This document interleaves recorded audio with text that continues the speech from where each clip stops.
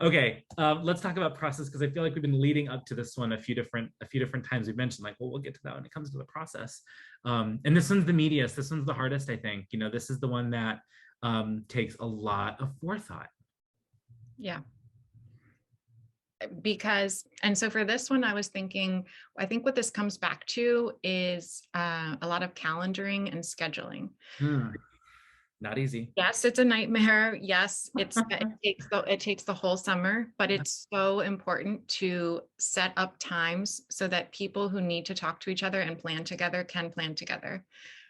Yep. So many times I've worked in schools where the third grade team is never able to talk with the science teacher because their planning periods don't overlap.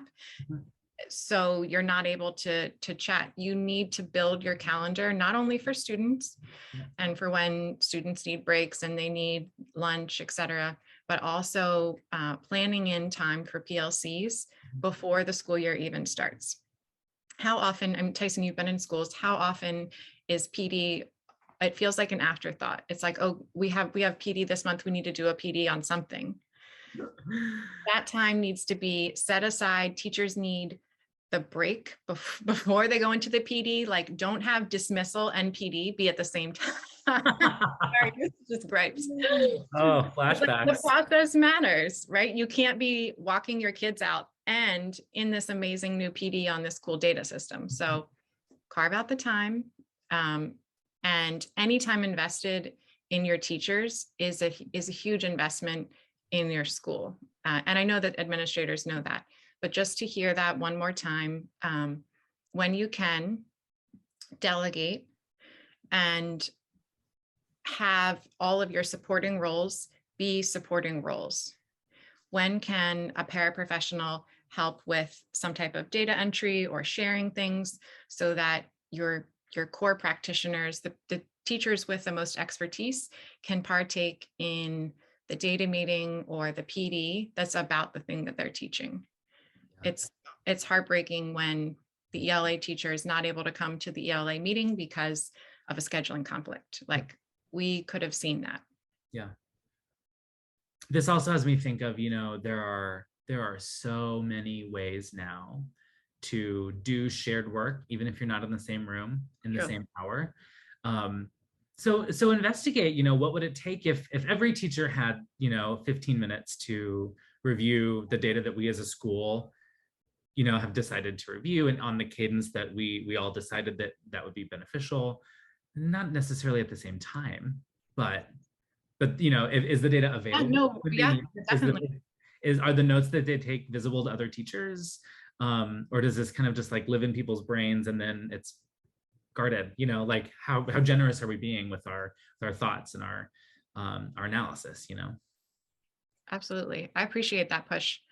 You're right. We can do more things asynchronously. We can teach asynchronously. We We can sure can. asynchronously. We didn't think we could do it, but yeah, that's where we are. Totally. You can record the meeting. You can make sure that everyone gets, there are systems, Schoolytics might be one of them, that allows you to send a weekly report to yourself. Yes. Why not have that come to all your teachers 15 minutes, 30 minutes before the data meeting so that everyone has that data delivered to their inbox. Yeah. And then that time is useful and purposeful, and it's not spent like logging in, like that when those precious minutes that we are together are used in a really intentional and maximized way. Yeah. I also just love this last point about this like continuous data conversation language, like it should be an everyday, all the time. This isn't a thing that we only look at on the third Fridays of the month. This isn't a thing that we like reserve just for PLC time. Part of building a data culture and thinking about the process of building a data culture is having that be the language of teamwork.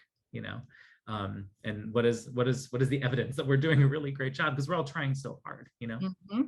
Yeah. Exactly. And as an administrator, one thing you can do is help your teachers identify what they're already doing that is data. So like we had talked about earlier, teachers are using popsicle sticks, they're using, all of their different ways of collecting data, recording it, just add data to the top of it. Like your exit ticket is a data point. Yes. So you are continuously using data. You just might not have felt comfortable as a teacher pulling it up as a data point, but it is.